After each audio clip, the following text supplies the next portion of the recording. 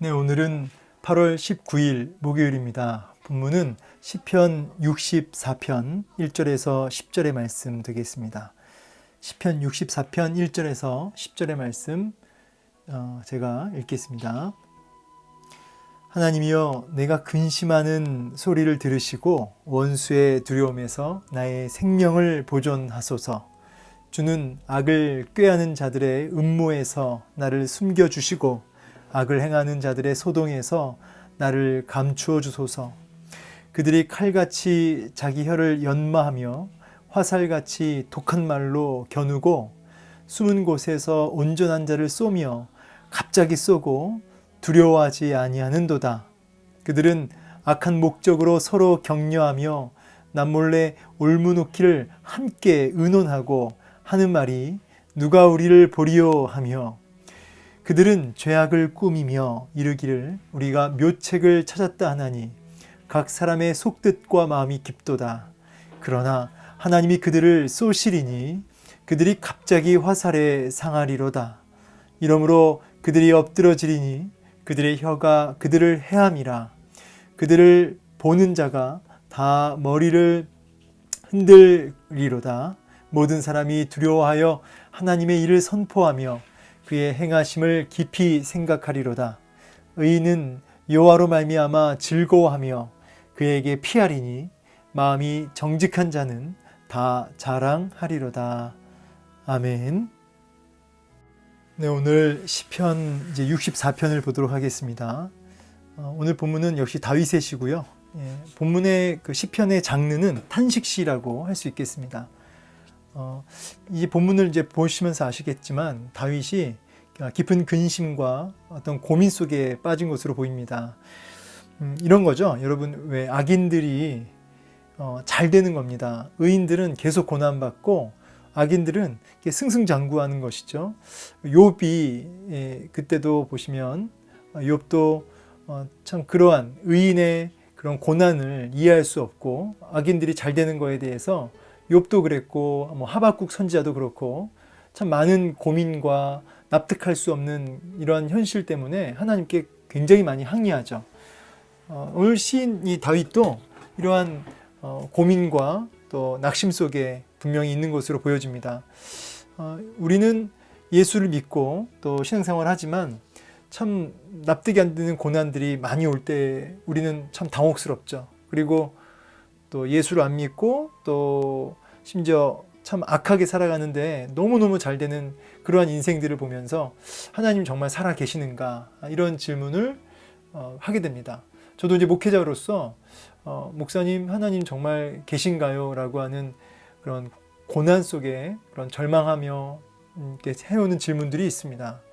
그런 질문들 앞에 저 나름대로 이제 답을 이제 드리긴 하는데요. 자, 이러한 고민은 이제 우리들만 하는 게 아니라, 오늘을 사는 우리들만 하는 것이 아니라 이 다윗 때부터, 아니 그 이전부터 쭉 있어 왔다는 것이죠. 자, 오늘 본문을 통해서 좀 그 답을 함께 좀 찾아보고 어떻게 그 답을 다윗이 얻었는지를 좀 보겠습니다. 여러분, 참고로 참 우리는 틈만 나면 이렇게 낙심에 빠지는 것 같습니다. 틈만 나면 근심에 빠지죠. 잘 가다가도 너무나 쉽게 근심에 빠져서 요동하고 흔들릴 때가 많습니다.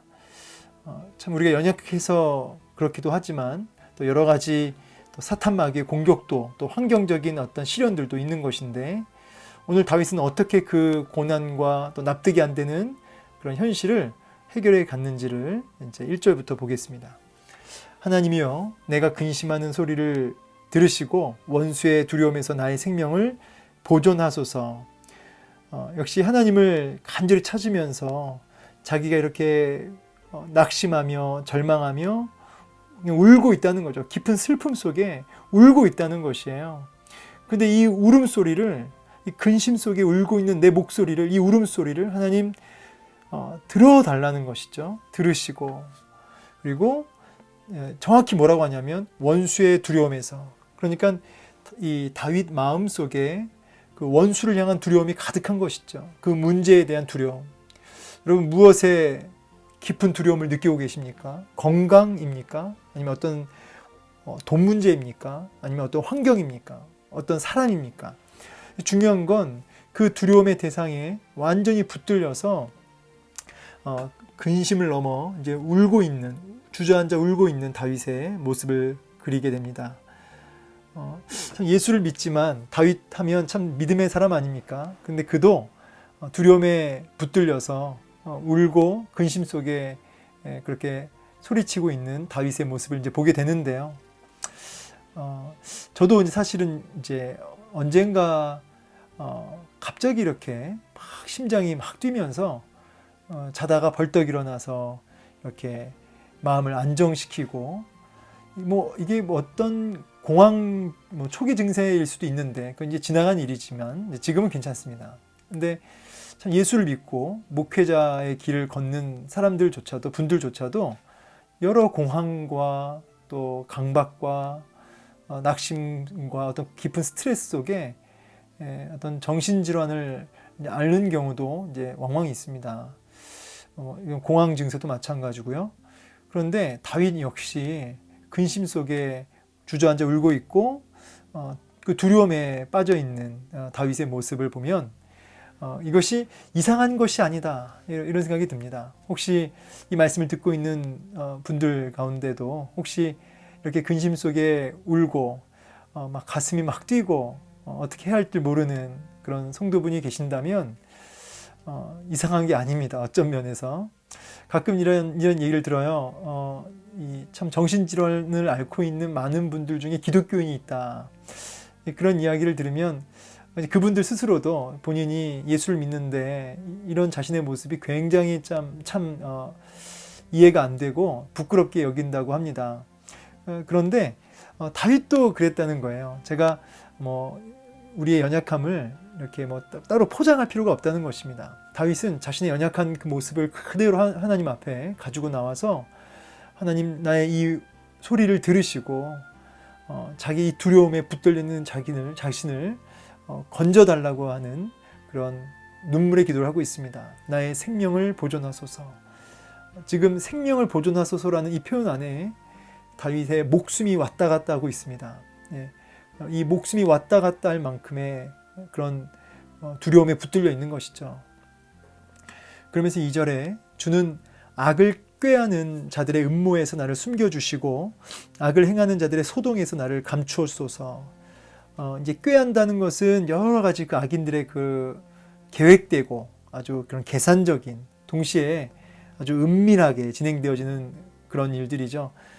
자신을 대적하고 죽이려 드는 자들이 이렇게 치밀하고도 은밀하게 접근해 오는 것이에요. 우는 사자와 같이 삼킬절 찾는 그 사자처럼 그렇게 마귀가 이렇게 공격해 오듯이 자기가 그렇게 함정에 빠져 있다는 것입니다.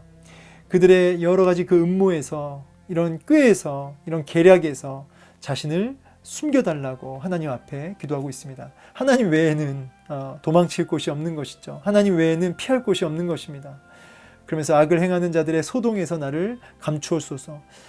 여기 꾀한다는 말과도 이렇게 좀 대비되는 것이 소동인데, 소동은 폭동으로 바꿔서 얘기할 수 있고, 이 꾀한다는 것은 은밀하게 진행되는 일이라고 한다면, 이 소동이라고 하는 것은 아주 공공연하게, 아주 무력으로 이렇게 그야말로 작정하고 쳐들어오는 이제 그런 모습입니다. 그래서 은밀하게 보이지 않게 공격해 오면서도 동시에 너무나 두렵게 덮쳐오는 그런 대적들의 공격에서 자신을 숨겨주시고 감추어 달라는 그런 기도입니다.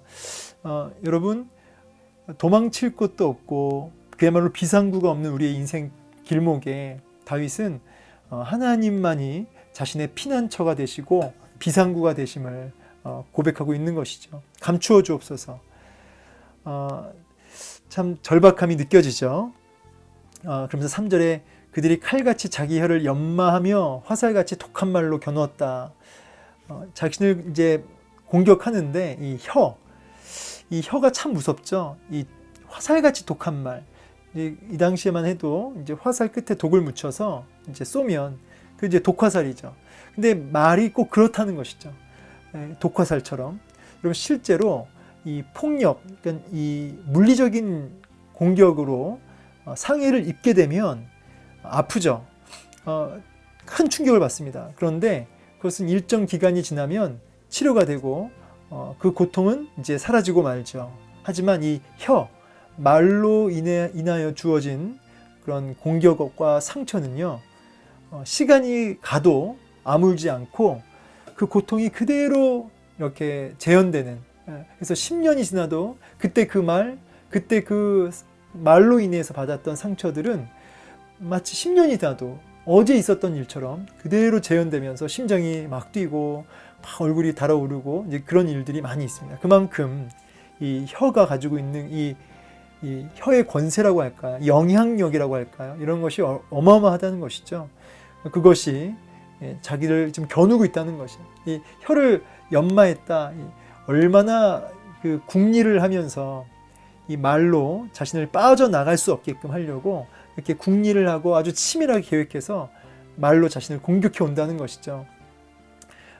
어떤 꾀와 소동을 넘어서 이제는 이 말로, 독한 말로 자신을 겨누고 언제든지 쏠 준비를 하고 있는 모습이에요. 그러면서 숨은 곳에서 온전한 자를 쏜다 그러죠. 숨은 곳에서, 그러니까 은밀하게 숨어 있다가 온전한 자, 하나님을 경외하고 하나님을 믿고 따르는, 이제 자신을 이제 여기 놓고 얘기하는 거죠. 그래서 숨은 곳에서 은밀하게 확 하고 쏘는 거예요. 갑작스럽게 달려들어서 함정을 파놓고 쏘아서 죽이는 것이죠. 갑자기 쏘고 두려워하지 않는도다. 그렇게 갑자기 사람을 쏘고 죽여놓고서 뭐예요? 두려워하지 않는 거예요. 이 말은 하나님을 두려워하지 않는다 이 말씀이죠. 하나님의 심판. 그렇게 사람을 독한 말로 상처 주고 그렇게 은밀하게 아주 계획적으로 사람을 갑자기 쏘아서 죽여놓고서 말이죠. 거기에 대해서는 두려워하지 않는 거예요. 하나님 무서운 줄 모르는 거죠. 그 이유가 뭐냐면 이제 5절에 있어요. 오늘 이제 가장 참 마음에 참 집중이 되고 중요한 구절로 제가 보여집니다. 그들은 악한 목적으로 서로 격려하며 남몰래 올무놓기를 함께 의논하고 하는 말이 누가 우리를 보리요. 중요한 구절이죠. 누가 우리를 보리요. 이러니까 두려워하지 않는 거예요. 그러니까 하나님이 보지 않는다는 거죠. 하나님이 우리가 이렇게 해도 하나님 우리 보지 않는다. 하나님이라는 존재가 없다. 우리가 이렇게 승승장구하고 하나님 믿는 경외하는 의인들은 이렇게 어렵고 얼마든지 사기치고 뭐 좀 속된 말로 등 쳐서 먹고 그렇게 해도 잘 사는데 누가 우리를 보리요 하면서 계속 그 일을 하는 거예요. 더 악한 일을 하는 겁니다. 이제 서로 심지어는 악인들끼리 서로 악한 목적을 가지고 서로 도와가면서 힘을 모아가면서 그렇게 올무를 놓아서 사람 죽이는 그 일을 같이 한다는 거죠. 그러면서 걱정하지 말아라. 누가 우리를 보느냐? 하나님 없다. 여기 이제 악인들의 특징이라고 제가 풋노트를 지금 이제 아직 손이 다 나지 않아서 좀 글씨가 좀 엉망인데 이렇게 나와 있습니다. 제가 이 말씀을 읽어드리면 시편 말씀이에요. 악인은 그의 교만한 얼굴로 말하기를 여호와께서 이를 감찰하지 아니하신다 하며 그의 모든 사상에 하나님이 없다 하나이다. 그러니까 그의 모든 사상에 하나님이 없는 거예요. 그러니까 하나님 보지도 않고 개입도 안 하신다. 자기 속이는 옳은 대로 사는 거죠. 여러분 이 말씀 읽는데 저는 이제 반대편에 있는 사람, 이제 누가 생각났냐면 요셉이 생각났어요. 보디발 장군의 아내가 요셉을 유혹해 들어올 때 그 청년 요셉이 그 유혹을 어떻게 이깁니까? 그가 얘기하죠. 하나님 앞에 내가 어찌 범죄하리요? 하나님 앞에 내가 어찌 범죄하리요? 그러니까 요셉은 아무도 안 보지만 하나님이 보고 계심을 알고 있었고 하나님 앞에서 살고 있었던 거죠. 그래서 다윗이 죽기 전에, 다윗이 아니죠. 사도 바울이 그가 죽기 전에 썼던 디모데 후서에서 이런 말씀을 남겼는데요. 제가 또 가장 좋아하는 성경 구절이기도 합니다. 읽어드리면 주께서 내 곁에 서서 나에게 힘을 주심은 나로 말미암아 선포된 말씀이 온전히 전파되어 모든 이방인이 듣게 하려 하심이니 내가 사자 입에서 건짐을 받았느니라. 디모데후서 4장 17절. 주께서 내 곁에 서서 내게 힘을 주셨다. 그 감옥에 있으면서도 주께서 내 곁에 계셔서 자기에게 힘을 공급하고 계심을 사도 바울은 보고 있었던 것이죠. 알고 있었던 것이죠. 자, 어떻습니까? 누가 우리를 보리요? 하며 그렇게 브레이크 없는 그런 열차처럼 끝간데 없이 달려가는, 죄악을 향해 달려가는 악인들의 모습과 하나님이 보고 계신다라고 하는, 내가 어찌 그 앞에서 내가 범죄하리요, 주께서 내 곁에 서서 힘을 주신다라는 이런 하나님 앞에서 살아가는 하나님의 사람의 모습이 극명하게 이렇게 대조되고 있습니다. 여러분은 어디에 있습니까? 누가 우리를 보리요? 혹시 이런 마음이 은근히 우리 안에 있지 않습니까? 예, 은근히 말은 그렇게 하지 않아도, 또 머리로도 그렇게 인정하지 않아도 삶을 들여다보면 누가 우리를 보리요, 이런 걸 믿는 사람처럼 그렇게 살고 있지는 않습니까? 여러분, 은밀하게 혼자 있을 때 뭐 하십니까? 핸드폰 아니면 컴퓨터 앞에 앉아서, TV 앞에 앉아서 무엇을 이렇게 보고 있으십니까? 여러분, 우리가 하나님 없는 사람처럼, 죄송합니다, 더 심한 말로 하나님 죽은 것처럼, 돌아가신 것처럼 살아가는 그런, 하나님 없는 것처럼 사는 그런 모습들, 여러분, 사실은 우리가 낙심에 깊이 빠지고 그렇게 두려움에 깊이 빠지고 너무너무 자주 빠지는 것도 하나님을 무시하는 처사예요. 그래서 근심에 빠져 사는 것도 하나님을 굉장히 무시하는 하나의 모습일 수 있습니다. 그래서 누가 우리를 보리요를 뒤집어서 살아가셔야 돼요. 악한 목적으로 서로 격려하는 이 모습 보는데, 저는 참고로 그 바벨탑 아시죠? 창세기 11장에 바벨탑 지을 때 하나님은 온 땅 가운데 흩어지라고 하셨는데, 바벨탑 지을 때 서로 도와가면서 이렇게 바벨탑을 지어가는, 우상 숭배 결정체라고 할 수 있는 바벨탑을 지어가는 그런 모습을 보면서 이 말씀이 같이 연결돼 생각났습니다. 우리 인생의 바벨탑도 바로바로 허무셔야 돼요. 그러려면 누가 우리를 보리요가 아니라 하나님이 나를 보고 계신다. 이 부분을 정확하게 마음에 새겨놓고 그렇게 살아가셔야겠죠. 6절, 그들은 죄악을 꾸미며 이르기를 우리가 묘책을 찾았다 하나니, 이제 이 대적들은, 이 악인들은 끊임없이 죄악들을 꾸미며, 그러니까 죄악을 계속 개발시켜요. 계속 죄악을 가지고 더 치밀하게.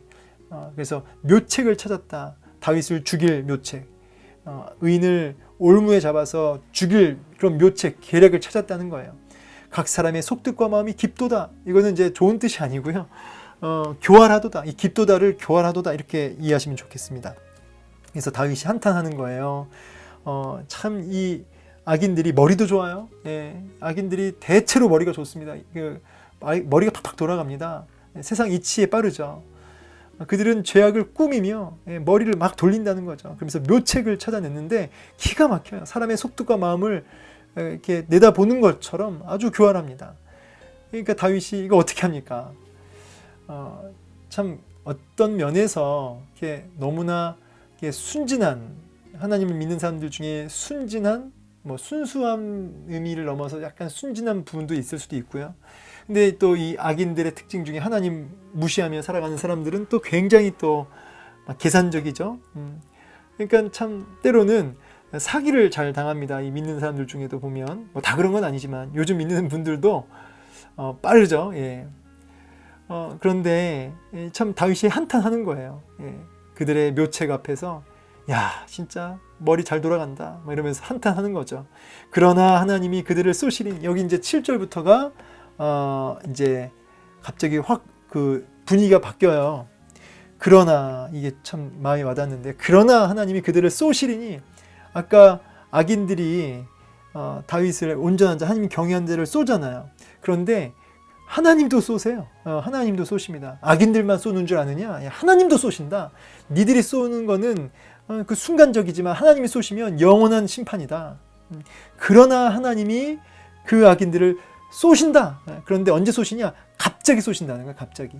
그래서 여러분, 하나님이 쏘시는데 갑자기 쏘셔요. 그러니까 우리의 계산과 우리가 생각하는 때 쏘시는 게 아니고요. 하나님의 그 정확한 하나님의 때에 갑자기 쏘시기 때문에 심판의 화살 앞에 상하리니 죽는다는 뜻이에요. 하나님이 쏘시면 그냥 죽습니다. 영원한 심판, 지옥 심판이죠. 그래서 다윗은 이걸 깨달은 거예요. 그러나 하나님이 쏘신다는 거예요, 그들을. 그래서 여러분, 당장 내가 볼 때 악인들이 승승장구하고 난 계속 고난받고 그렇게 느껴져도요. 오늘 이 7절 그러나 하나님이 쏘신다는 거예요. 이것을 여러분 믿으시기 바랍니다. 반드시 쏘신다는 거예요. 그건 아까도 말씀드렸던 그 여러 뭐 욥이든 하박국 선지자든 다 그걸 깨달은 거죠. 그걸 깨닫고 하나님이 심판하시는구나 이걸 깨달은 거죠. 영원한 심판과 지옥이 있구나 이것 같이 이제 눈이 열린 거예요. 그러면서 8절 이러므로 그들이 엎드러지리니 그들의 혀가 그들을 해함이라. 여기 보면은 이 대적들이 결국은 하나님이 쏘시니까 다 흔들리고 요동치고 나자빠지는 거죠. 그래서 그 이유를 자세히 들여다보니까 그들의 혀가 그들을 해함이래. 그러니까 자기가 독한 말로 죽이려고 했던 그 혀 때문에 자기가 망하는 거예요. 그들을 보는 자가 다 머리를 흔든다 이 말은 머리를 흔든다는 건 이제 조롱하는 거죠. 자신의 꾀, 자신의 그 말 그걸로 자신이 죽는 거예요. 그래서 하나님이여 그들을 정죄하사 자기 꾀에 빠지게 하시고 그 많은 허물로 말미암아 그들을 쫓아내소서 그들이 주를 배역함이니이다. 자기가 그 머리를 굴려서 계산하고 그렇게 악한 생각을 하고 악한 말을 내뱉는데 그걸로 자신이 오히려 빠져 죽는 거죠. 하나님이 그대로 갚으신다는 거예요. 그대로. 따라서 여러분 독한 말로 상처받으셨습니까? 여러분이 복수하지 마세요. 여러분이 보복하지 마세요. 하나님이 하시는 거죠. 이제 제 아들 이름이 온유인데요. 둘째. 우리가 이를 악물고 참는 게 절대 아닙니다. 이건 자연인이 하는 거죠. 자연인. 그러니까 예수 안 믿는 사람, 세상 사람들이 하는 게 이를 악물고 참는 거예요. 우리는 이를 악물고 참는다의 의미가 아니고요. 뭐죠? 나는 날마다 죽노라 할 때도 죽는다. 이 의미를 잘 이해하셔야 돼요. 내 의지로 이를 악물고 죽는 게 아니죠. 여러분, 내가 아직 죽질 못했습니다, 목사님. 여러분, 내가 죽는 것은 어렵다는 거예요. 내가 스스로 나를 어떻게 죽입니까? 다윗도 그렇고 믿음의 선배들이 죽는다라고 했을 때는 이 온유라고 한다는 것은 그냥 참아야지가 아니라 철저하게 성령님에 의한 통제를 의미해요. 성령에 의해 통제되는 상태가 온유거든요. 모세가 온유함에 가장 능한 사람이라고 했는데 여러분 모세가 온유한 사람입니까? 모세는 혈기 많은 사람이에요. 근데 이 혈기 많은 모세가 성령에 의해 통제당하니까 온유한 자가 순종하는 자, 그렇게 참는 자의 모습으로 나타나는 거죠. 그러나 모세는 혈기 자체가 얼마나 많은 에너지가 많은 사람이죠. 그러니까 성령에 통제된 사람. 이 죽는다도 이를 악물고 참는다 의미라기보다는 성령에 붙들려서 감동받아서 그렇게 성령에 의해 통제되어지는 죽어지는 이런 날마다 성령에 붙들려 사는 삶을 의미합니다. 따라서 오늘 누군가 여러분이 독한 말로 여러분을 공격해 들어올 때 이를 악물고 내가 참아야지 내가 죽어야지 이러다 이게 이제 여러분 그 폭탄이 나중에 팡 하고 터지는 거 알죠? 여러분 결국 눌러놨던 것이 팡 하고 터지는 거예요. 어느 날. 그러니까 꾹 눌러 참는 게 아니고요. 그때 오늘 다윗처럼 하나님 앞에 막 우는 거죠. 하나님 앞에 성령의 도우심을 구하는 거죠. 안 그러면 내가 감당이 안 되니까. 그래서 성령의 도우심에 성령이 휘어잡혀서 그것들을 건강하게 해소하는 겁니다. 바로바로 깨끗하게. 안에 쌓아놓는 것이 아니고요. 그러면서 모든 사람이 두려워하여 하나님의 일을 선포하며. 자 보세요. 여기 아까는 원수가 두려웠죠. 그런데 모든 사람이 하나님을 두려워하게 되는 하나님의 살아계심을 보면서 하나님 두려워하는 거죠. 그 일을 보면서 선포하며 그의 행하심을 깊이 생각하리로다. 깨닫게 된다는 거예요. 여기 모든 사람 안에 우리도 있는 줄로 압니다. 나도 있는 줄로 압니다. 이제 우리 두려움의 대상이 바뀌어야 돼요. 그 문제, 그 사람, 그 환경, 그 건강, 그 돈, 그게 아니라 이제 하나님을 두려워하여 그것을 깊이 생각하라는 거죠. 하나님의 일하심, 행하심, 그 행적, 그 성품을 깊이 생각하라는 거죠. 깨달으라. 그러면서 10절 의인은 여호와로 말미암아 즐거워하며 그에게 피하리니 마음이 정직한 자는 다 자랑하리로다. 찬송하리로다. 정직한 자, 하나님을 신뢰하며 하나님 앞에서 사는 자, 이 정직한 자의 반대가 누가 우리를 보리오, 이거 반대인 거예요. 누가 우리를 보리오가 아니라 하나님이 보신다. 그게 이제 정직한 자죠. 그들은 찬송으로 끝난다는 거죠. 자, 말씀 마무리하겠습니다. 여러분 당장 이해가 안 돼요. 하나님 보고 계시나? 살아계시나? 그럴 때 있습니다. 이해합니다. 다윗도 근심 속에 울고 있습니다. 그런데요, 그러나의 하나님이에요. 그러나 하나님이 그들을 쏘시리니. 여러분 그 하나님을 신뢰하시고 그 하나님을 그 행하심을 바라보시면서 깊이 생각하리로다. 예, 생각하시면서 하나님을 경외할 수 있길 원해요. 인내하시길 원합니다. 그러면 오늘 다윗처럼 찬송하리로다로 끝나게 됩니다. 예, 반드시 그렇게 되죠. 그리고 나중에 탁 뒤를 돌아보면요, 이제 이렇게 무릎을 칠 날이 와요. 하나님이 이렇게 하시려고 이렇게 나를 이끌어 오셨구나, 나를 그 자리로 이끌어 가셨구나를 이제 훗날 뒤를 싹 돌아보면 이제 그거를 이제 뒤늦게 깨달을 경우가 굉장히 많습니다. 우리의 한 치 앞도 내다보지 못하는 우리의 연약한 한계적인 우리의 이 근시안적인 눈으로는 다 이해가 안 되죠. 혹시 근심 속에 울고 있는 분 있습니까? 예. 여러분 그것은 어쩌면 당연한 거고요.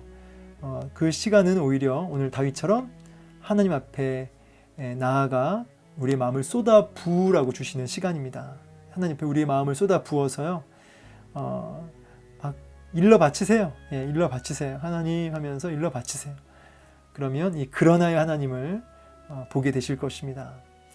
오늘도 하나님 앞에 순간순간 일러 바치면서 이를 악물고 참는 하루가 아니라 성령에 통제되어서 성령에 붙들려서 그렇게 찬송으로 가득한 정직한 자의 삶을 사시는 저 여러분 되길 원합니다. 저는 오늘 이 말씀 보면서 누가 우리를 보리요? 이게 아마 계속 기억날 것 같아요. 누가 우리를 보리요? 예, 이 말씀의 반대. 하나님이 나를 보시리라. 예, 오늘 그렇게 하나님 앞에서 이렇게 기쁨으로 찬송하며 살아갈 수 있는 한 날 되기를 축복합니다. 감사합니다.